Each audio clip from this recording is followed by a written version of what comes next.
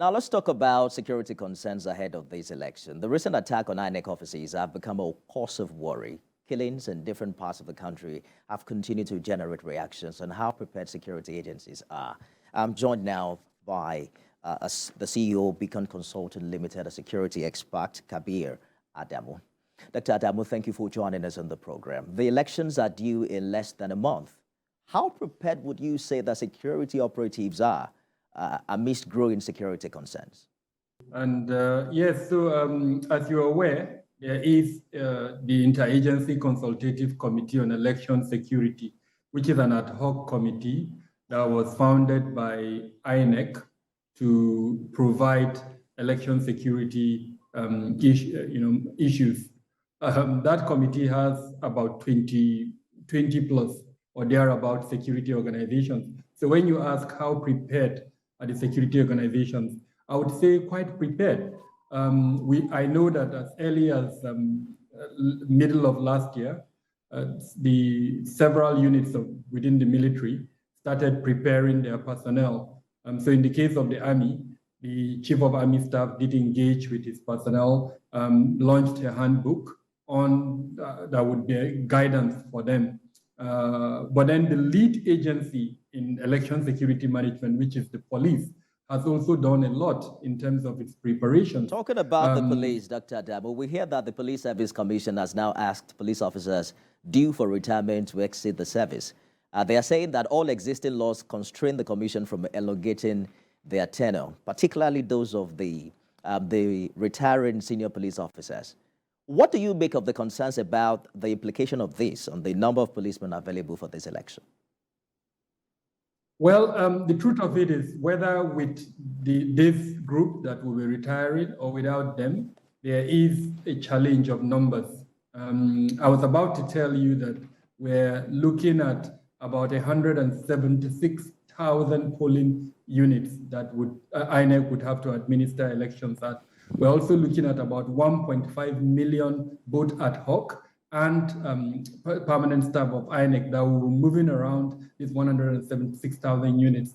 And so to imagine that about less than 1 million security personnel will be able to provide adequate security for both this logistic nightmare that I've mentioned, as well as these locations, it's not realistic. And so the retirement of a sizable number of the senior management of this lead agency, I think it's not, the timing is unfortunately not well, but it is what it is.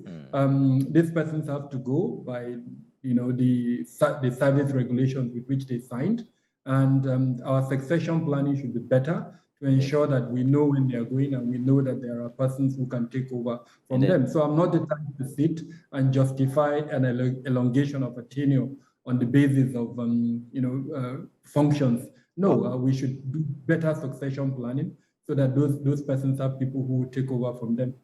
By the way, the police is talking about the recruitment of 10,000 new officers and the annual recruitment of thousands of officers as well. We're looking forward to the impact this will have for the election. But let's talk about the rules guiding security operatives during this election, the bearing of arms, for instance. You talked about interagency collaboration earlier, but at what point do we bring in policemen bearing arms? At what point are they invited into the electoral process? So the Electoral Act provides for 3 cordons of security. You can call it concentric cycles of security. The inner cordon, where the polling unit is, there is not going to be an armed security personnel. It will be unarmed security personnel. Now, there's an outer, or rather inner perimeter.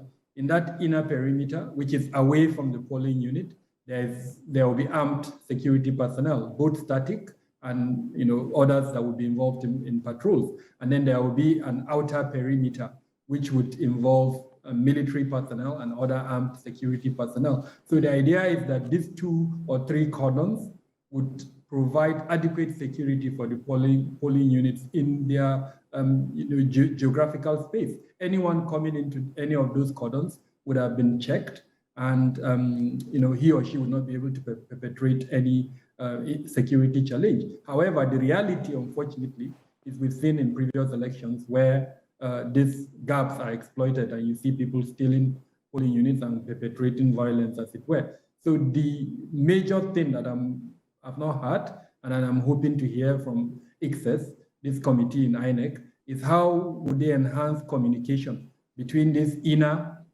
outer perimeter, so that if there is a threat at the polling unit, the persons, the unarmed security personnel in the polling the response unit time as well. So communication and response time are the most important things on the day of the election. So there have been calls to withdraw some security men, particularly those who are attached to VIPs, so that we will have enough hands for this election. How do you think the police should respond to that?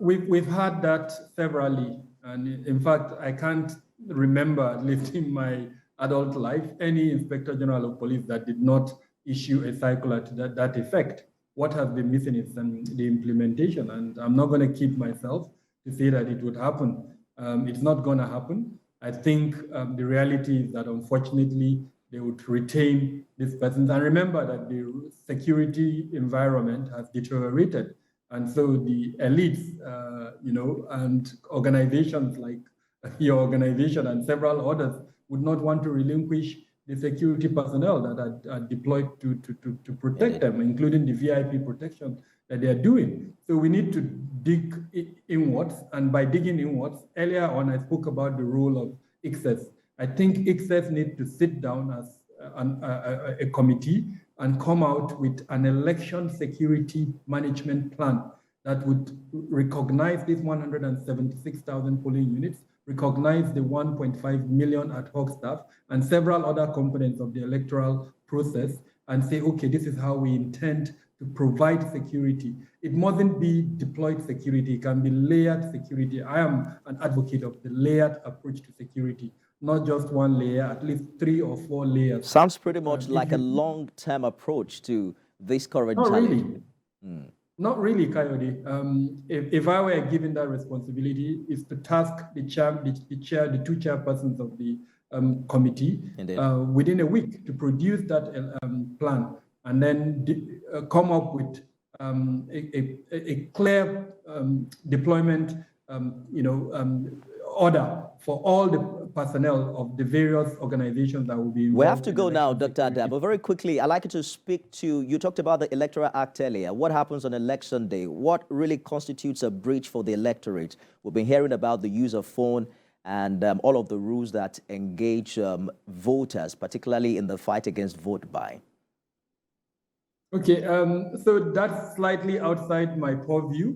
My purview is really security management. All I know as an example is that I can tell you a security personnel cannot be at a polling unit. The use of phones by security personnel, as an example, like they did in previous elections to take pictures of the ballot papers of voters, all of those are acts that are disallowed under the current Electoral Act.